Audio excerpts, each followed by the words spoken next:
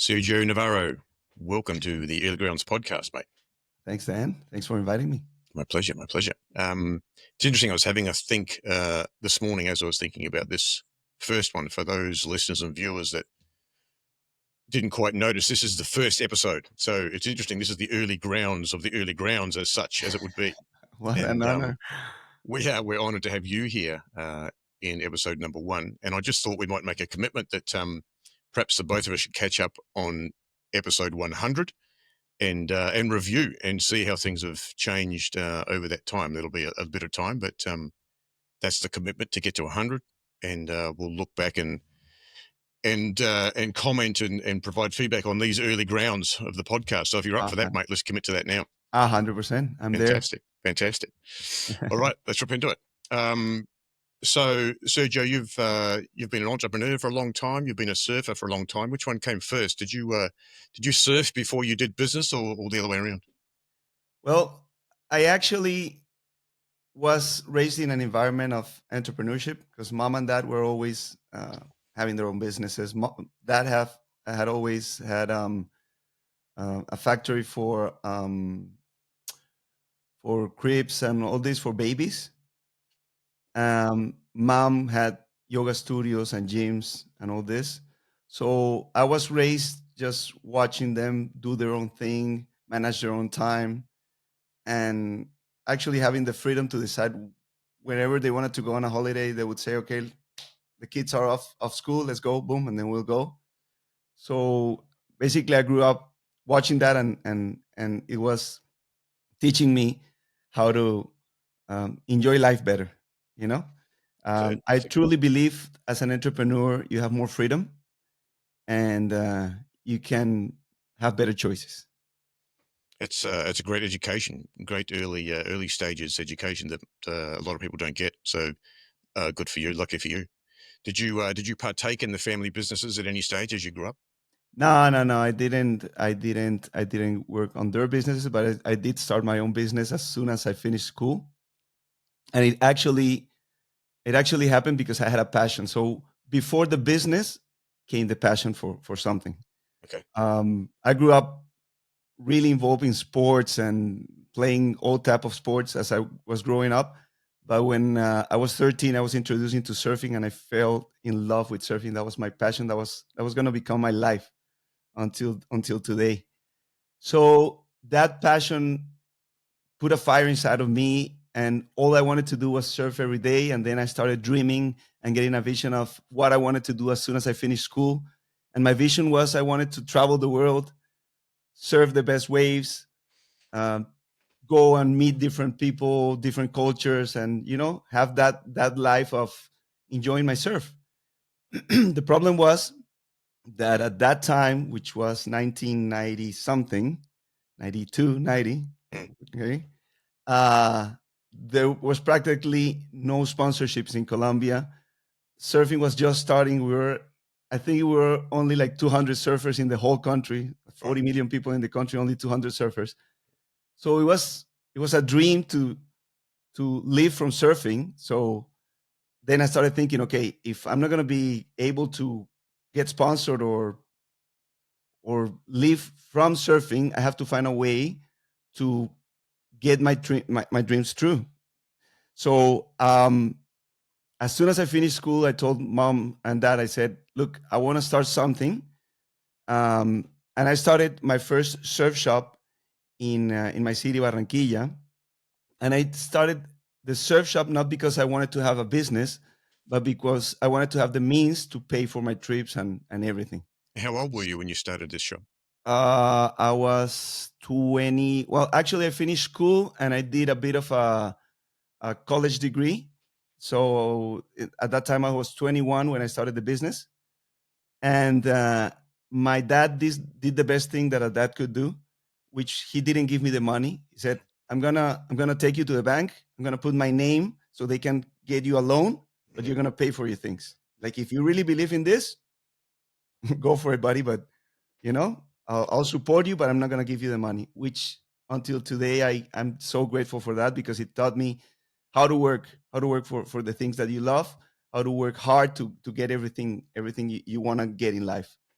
So, How do you think it would have gone if he'd given you the money? What do you think would have been different? well, maybe I would have taken the thing for granted. Like if it comes easy, it can go easy also. Mhm. Like if he gives me the money and it's not going good, then I'll go like, anyway, I'll try something else. It didn't Okay. cost me anything, but And because do you, I had so blood in the business, I had to pay the loan. I yes, said, no, yes. no, this has to, yes or yes, this has to work. You So know, it's actually more pressure, really, because it's a commitment from dad, and it's then a commitment from you to achieve what you needed to achieve.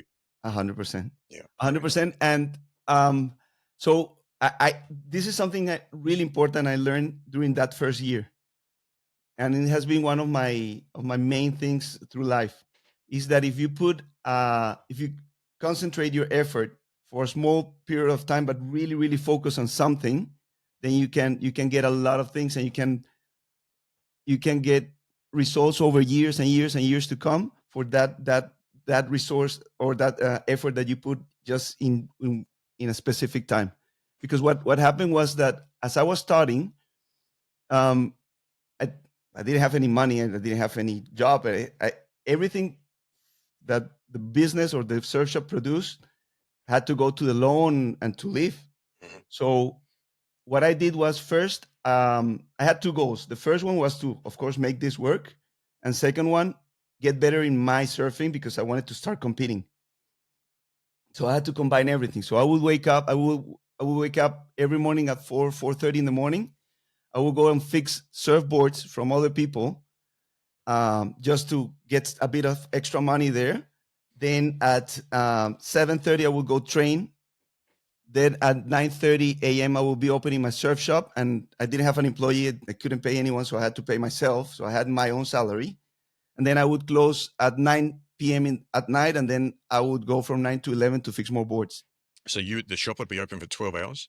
You'd be Yeah, open yeah, all day, all that's night. common. That's common in Colombia. Right. Yeah, that's So common. We close super late at night. Not here in like here in Australia that they close okay. at 4 or 5. Okay.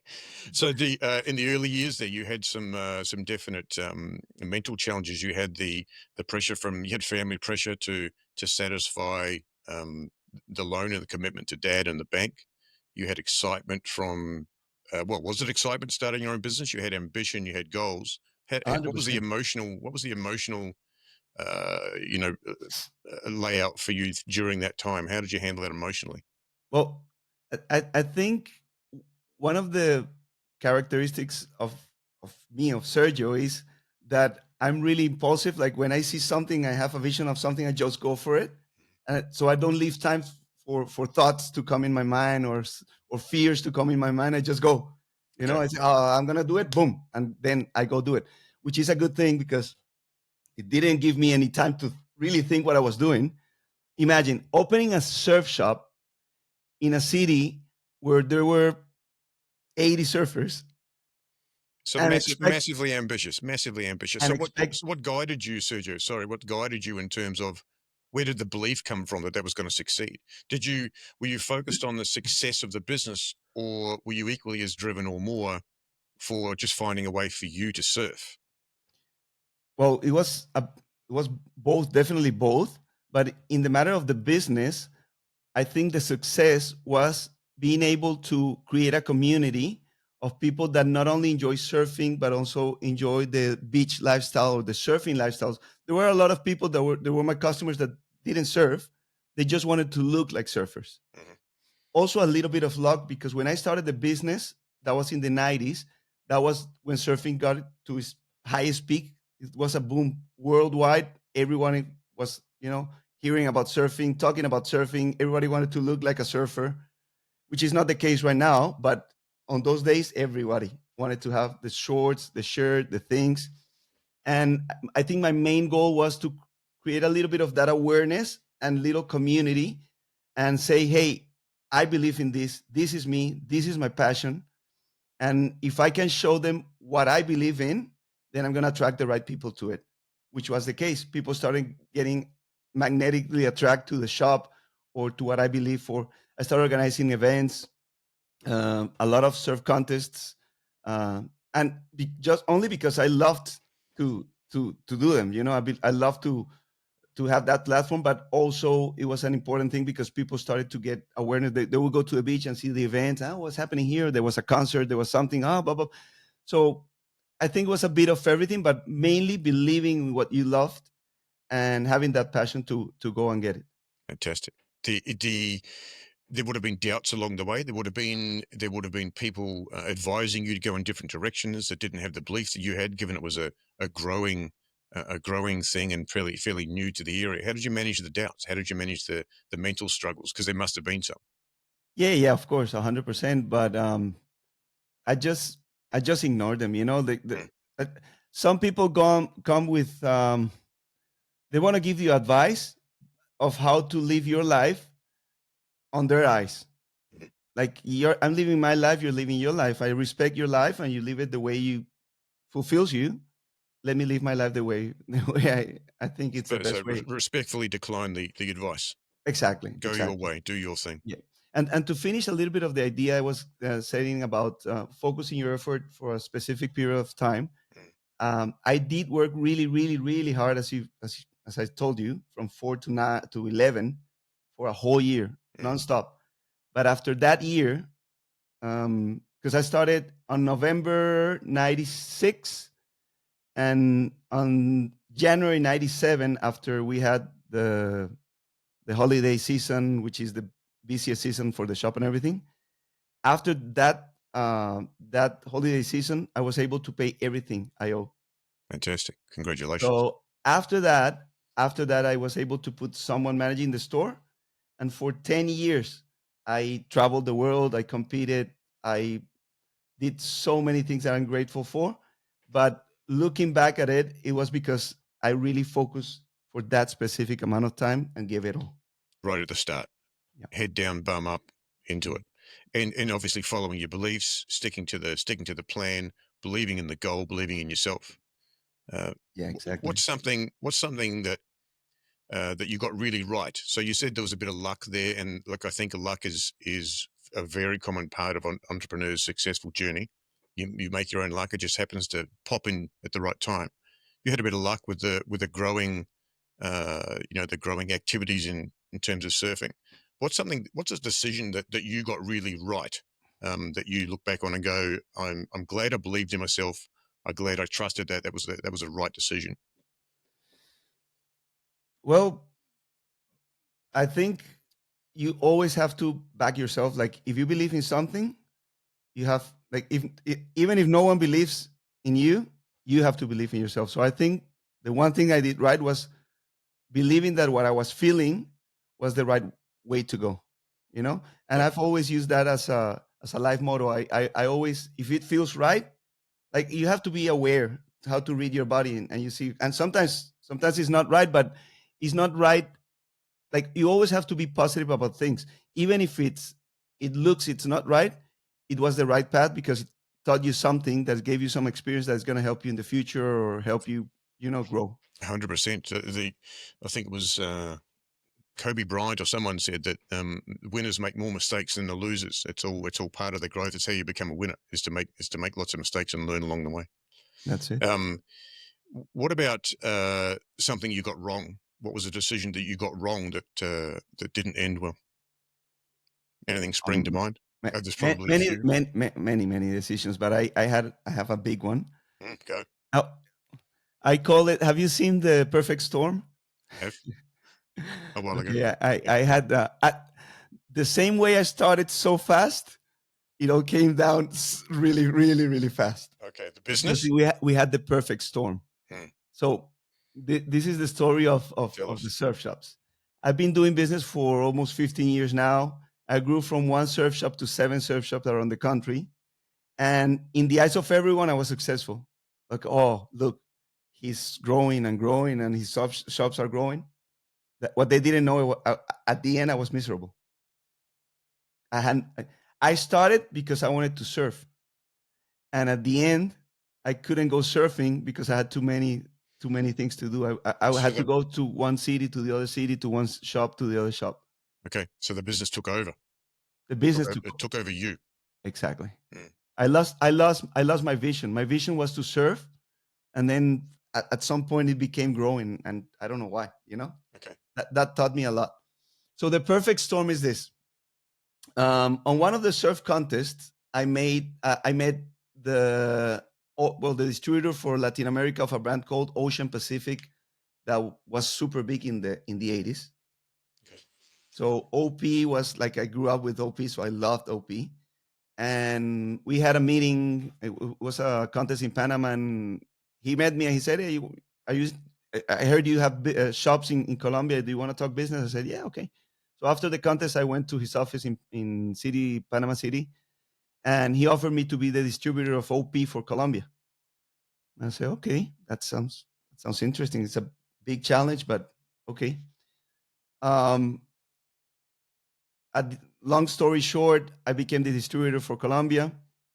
I invested a lot of money on all the inventories and merchandise and everything. And I went 2 times around Colombia in my car, just traveling city by city and little towns and everything, trying to get the brand everywhere, Hmm.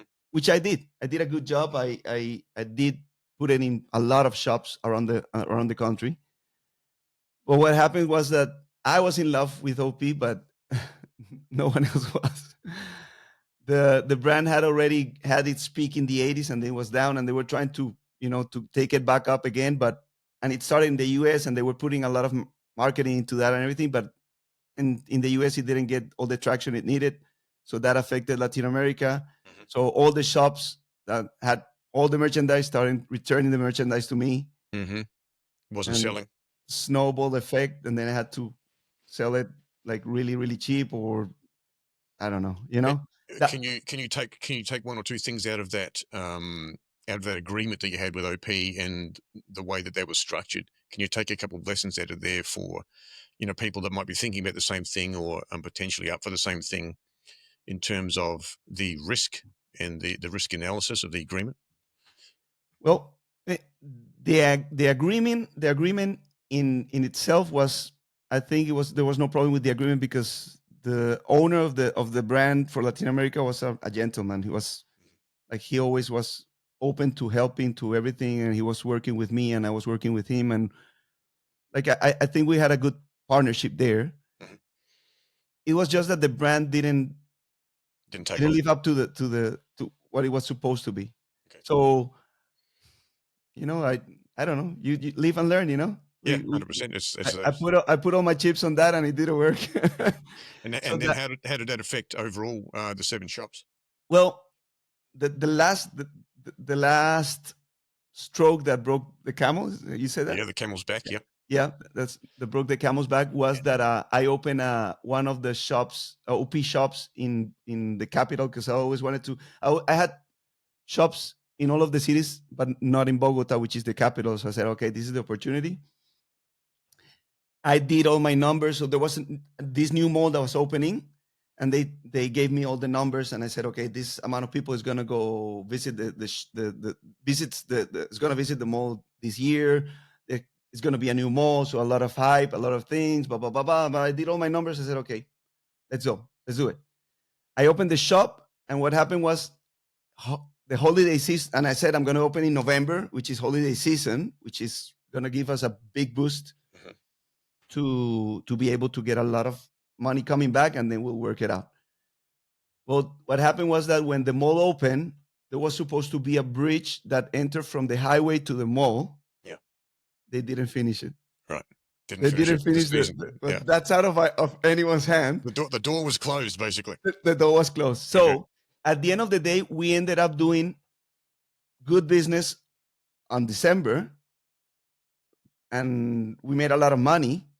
But then, and this is another lesson I learned, when I had to pay the rent and employees and all of this, basically there was nothing left, Mm. because they were so expensive. So one of another of the things I really learned was that fixed costs can affect your margin, and you have to be really, really aware. Doesn't matter selling a little bit less. Like all the other shops sold less, but let us a lot of money.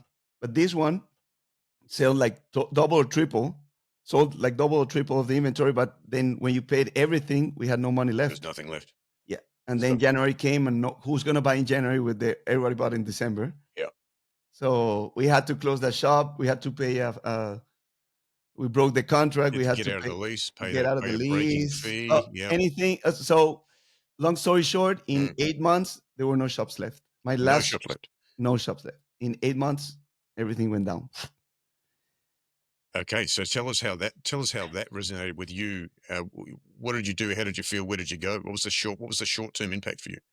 Well, to be honest, and you're Yeah, not gonna believe me, this I felt that relief because I was a got my relief. life.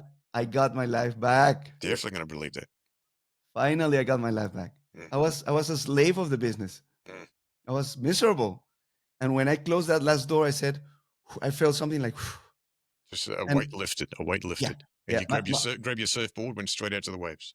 100%. Yeah, No, not even that. I was already planning to move to Australia. Like as soon as because my dream as a surfer was always to live here in Australia. And along the way, the dream went to the back door because I was thinking about other things and business and bam, bam, bam, bam. When all of this started happening, this dream came again. Oh, Australia. Yes, now is the moment. I have nothing to lose. I lost everything. Let's go. and what was your gut feeling about losing everything in terms of, did you ever doubt you could get it back again, Um, or you didn't I want the same thing again, I but didn't want this. I didn't yeah, want the same. That was my first thing. As soon as I arrived here, I said I'm gonna live life differently. okay. I'm moving to a place like we're so lucky to be living here in the Gold Coast. I'm so grateful every single day. Even if I just wake up and surf and enjoy the nature and that's it. Like you don't need riches, you don't need anything. You just need to be in peace with yourself, enjoy life. You're quite humble there because the reality is you're still very active in business. You're still I very am. entrepreneurial. You're still toying with new ideas Yes.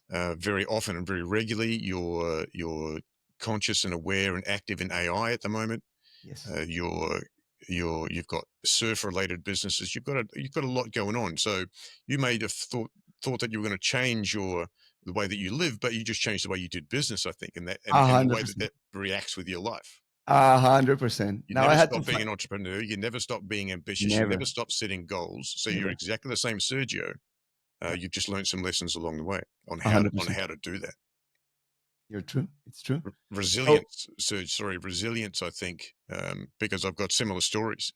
Resilience, I think, is a key fundamental thing for entrepreneurs to be able to bounce back. Because the reality is, most of the time you'll fail initially in your early grounds on the early journey. And again, it's learning. It's easy to say, it's painful at the time, yeah. but having resilience to then not get cut deep and not take it personally and not let it have a negative impact on your character and your strength. That's a key part of entrepreneurialism to be able to move forward again, pick up and go again. So you've clearly got that because you're quite active at the moment. Mm. What are you doing at the moment? I'm doing a couple of things.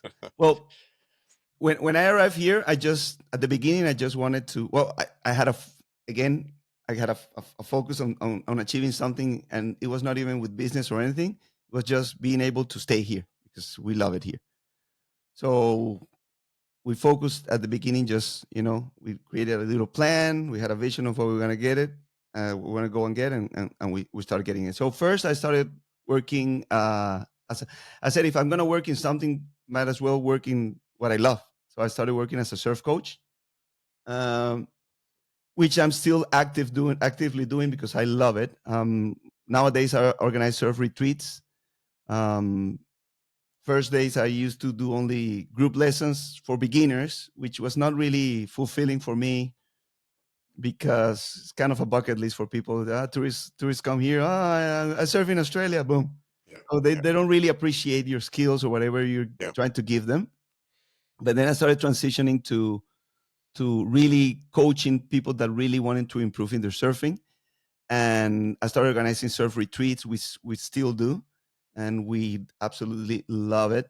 Okay, it's amazing for me being able to give all that experience and adds all that value to people. And I've seen so many changes in specific stories. Like there was this nurse that because of the stress, she used to drink a lot and party a lot and was unhealthy. And I'm not saying it was me, but it was the beginning of her journey into sports and into fitness and to health and everything. She started surfing. She fell in love with that, and from that, she stopped. She realized that she wanted to live her life a different way. So she stopped drinking. She started doing sports. She ran a marathon. She Right. got a PhD. Uh, Went from a nurse to a doctor now because she had her PhD. But it was an amazing story for me being able to be part of that. Fantastic. And like that, I had many other stories of people that I've been able to, give a little bit of my skills from my experience to help them, which is great for And me. it's a good example too, from a business perspective, Sergio, of the difference between how you combined your passion and business in the early days, which involved the fixed costs of rent and staff and stock, and all those resources required Yeah. to run that type of business, while you were meeting your passion. To now, if you're one on one on a human level, coaching, you don't have those costs, but you still satisfy a commercial reward as well as meeting your passion. So the model there is very different, but obviously a more successful one for you. 100%. And I don't know if you heard about well, you know that I wrote this book, and I've been. I promise you, I'll Please, give you the book translated to English. English I would be good. already Yeah, gave you the book in Spanish, which yeah. is not much of a help, but I'll get it to you At in least English I've as got it. well. At least I've got it. Yeah, at least Yeah. you have it. And in the book, I talk about the P plus S equals O formula, which is Okay. problem plus solution equals opportunity. So whenever you have something that you can give back to someone in a specific way and add value to that person that has a specific problem, create an opportunity for everyone, Mm, them to get better or to feel good or whatever, and you as a business side of it to make a bit of business. yeah. So always have in mind that, like, some of the people that come to me in the talking about surfing, some of them just want to get better in their skills in surfing. Some others just want to feel in peace, and some others don't want to be scared or afraid to go out the back, or they want to learn how to deal with the ocean without fear. Mm, So it's amazing to work one-on-one on a one-on-one basis with different people, and it's really rewarding. But at the same time, talking about this, as you know, I also started another business through network marketing, which has also been great for me because, as you said, I promised when I arrived to Australia, I promised to myself that I never ever was going to have traditional businesses again. So I was never ever going to pay for inventory or rent or fixed costs, yeah. employees, which are headaches, all this.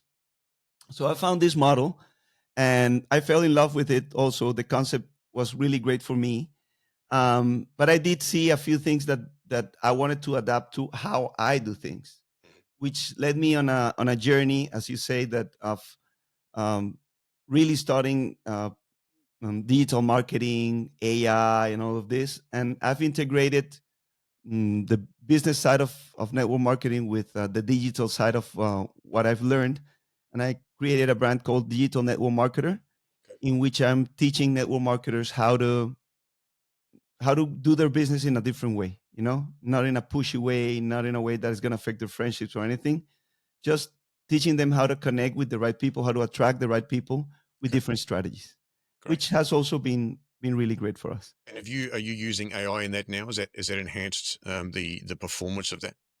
Yeah, 100%, 100%. AI is becoming one of our main things right now because it saves us a lot of time. It's all about creating those systems and creating leverage with AI. It's not about replacing, because some purists say, oh, specifically in this industry, it's all about connections with humans and what are you going to replace. It's not about replacing anything. At the end of the day, it's at the end of the day, it's going to be building teams and talking to people, which I love. I love that. Mm, the human side of it, but it's about being smart where to use your energy, how to spend your time, you know. If I have to go and actively search for people, then I'm gonna practically waste my time trying to get the right people. But if I use AI and digital strategies and all this to get messages out there that can attract people to us that resonate with our message, then that's gonna be smart. And then we can deal with the right people instead Yeah. of, you know. Fantastic. Mate, looking back, you've taken a path that doesn't, as you said, doesn't involve traditional business models with stock and rent and staff. Yep. Obviously, there'll be successful business with those things going forward. It's just not your cup of tea. Yeah. But if you could look back now on the surf shop experience, Yep. and if there's anyone listening that's in a similar sort of business or planning to get into some similar sort of business with stock, with the traditional sort of model, what would you tell them? What would be a bit of advice um, that you'd pass on that might help them avoid some pitfalls, or reach some success? Well, the main one is to control your fixed costs. Like, be smart about that, because some people, they see a spot and they say, "Oh, that's where I want to put my shop or something, and it's gonna be great." But you really have to go beyond just the initial feeling of the numbers or whatever. You say, "Okay, this is a busy street, and I'm gonna put it here, and it's gonna go great." Just be smart. If you have, like, if you don't have high fixed costs and you have bad months, you can survive until you get, you go to the good months. Because at the end, what was happening with my shops with high fixed costs was that I was working from season to season, basically surviving. Because let's say December comes, holidays, a lot of money, and we go great. Then nothing for a couple of months until Easter. So everything we gained or everything we earned on that season would go out through all the other months, and then Easter comes, great, a lot of money. Then again, then Surviving season to season, yeah. exactly Cash flow, big cash flow cash challenge when flow. you've got Yeah, seasonal income. yeah, Okay, exactly. There excellent. was there was one thing that also talk in the book, Mm, and that I basically use always as a reference before evaluating any type of business. I call it the five basic principles. of course. Okay, and if when I evaluate the business, I go and I evaluate it against the five basic principles. If it's missing one of the five basic principles, maybe it's not a good idea to go into it. So Okay. the first basic principle is online. It has to have a little component of online. Maybe not 100% online, but you have to mix your business with online. Every business, Online trading or just contact via online? eh, call it whatever you want, Okay. online marketing, Hmm. online, whatever you want to, 100% online if you want to do it 100% online. But if you're a traditional business and you have a shop, then you have to be able to use a certain degree of online to Okay. attract people. Yep. Not only on walk-bys and people passing by. Okay. Yep. The second one is word of mouth. Your business have to be able to, you know, get people talking. Like, if it doesn't have that component of, oh, that, for example, with AIRJO, like, oh, that coffee is great, and then a friend tells a friend, that's really more powerful than any marketing you can make. Yep. You know. The third one is leverage. Okay, you have to be able to use leverage. Um, Can you give us an example?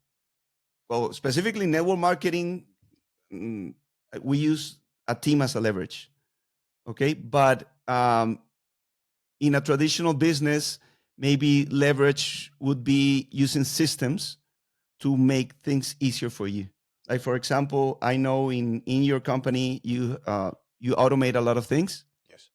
That's extra leverage because you don't need so many employees. So we're Because leveraging off the technology to gain an exactly, advantage. Yeah. exactly. So try to use leverage in like build systems, Okay. and the systems are gonna make the hard work. Um, the fourth one is any type of residual income. So I know people say passive income is a dream, but have something like, even if it's not a lifetime residual income or passive income, have something like a membership or something that gets people into every month acquiring your services So you've got or your regular products. income. Sorry? You can rely on a regular income. You've got Exactly. you know that's coming in. You don't have to Exactly. fight. You don't have to fight for it every month. You know there's Exactly. something coming in, and you'll add to it, and you'll lose some of it, but you know that there's a certain level or amount of income. You've got a good expectation it's coming in, 100%. And and then you you can can, bank on it. once you have some numbers, then you can work with that, but if you Mm, don't know if the next month, nothing, no one's mm. going to come, then what's going to happen? Yeah, great. And the last one is it has to be essential. Something that has to be essential. Like when I say essential, is essential depending on the niche market you're going after. But for example, if you ask me, I don't drink coffee, so um, it, coffee is not essential for me. But for many, many, many, many people, coffee is something essential. You Yeah, know, so you're satisfying a need. you You're solving satisfy. a problem, satisfying a need, filling a gap. Yeah. Exactly, Okay. exactly. Like with surfing, for example, when I had the surf shops, what was essential? A lot of things were essential, but you can go surfing with any shorts. You don't have to buy the shorts from me, but you do have to buy a board. Yep. You do have to buy a leg rope to keep yourself safe. Yep. You Some do wax. have to buy wax. Mm, All of those things, have things that are essential, are going to keep your business, more reliable. great. Great tips. Mhm. Excellent, mate. Hey, listen, that's really good. How do people get your book? How do people find you? Where do we find you if we want to find Sergio? Well, I'm starting a brand new account with Digital Network Marketer in TikTok. So as soon as we have that, we'll get it to you. Okay. Um, I think you can leave the details when we finish the podcast somewhere, and I'll Yeah. give you the Yeah, links I'll and, put some and I'll put everything. some links at the bottom. Whenever I get them, I can put links at the bottom on the YouTube version Perfect. and the other versions as well. Yeah, sounds Great. sounds great. Sergio, thank you so much for your time. Great wisdom, great feedback, and hopefully some good learnings for our listeners and watchers. And I am definitely looking forward to episode 100 for a whole number of reasons, but mainly because it'll be you and I again kicking off and looking back to see how we went over the previous 100 episodes. Thanks, Dan. Thanks for inviting me. No worries, buddy. Enjoy. See you later.